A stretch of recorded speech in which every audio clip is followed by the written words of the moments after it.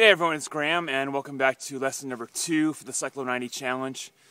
Lesson number 1, I shared with you how CYCLO90 is designed to help you pattern your training into smaller and smaller fundamental pieces and principles so you can begin to seam those things together over the course of the 90 days so you can ride stronger, faster, and more powerful. Those of you that understand that are going to continually make progress.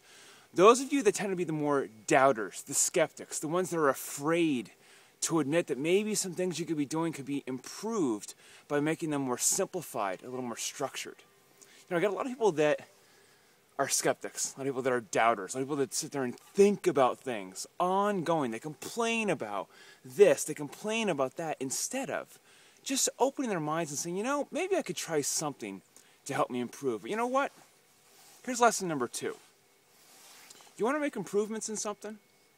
Something usually has to happen first for any individual, myself included, to make a dramatic change, a dramatic shift.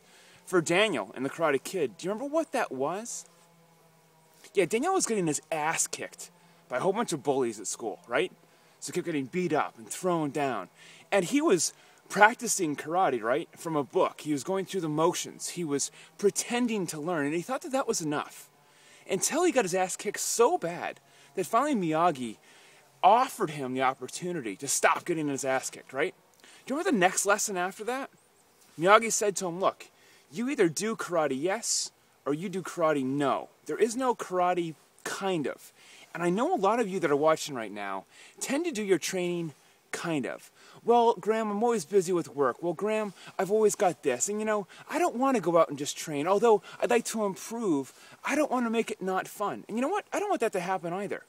But if you want to see any kind of discernible progress, and if you want to start having more fun on the bicycle, sometimes you got to get your ass kicked. And then you have to make the decision. Am I do cycling yes, or am I do cycling no? If you do cycling so-so, squish, just like the grape.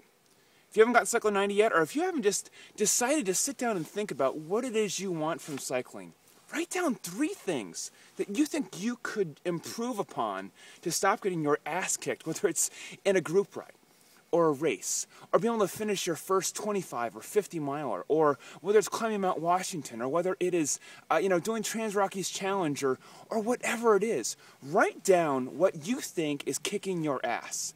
Then you ask yourself, are you ready to do cycling yes or cycling no? I'll talk to you soon.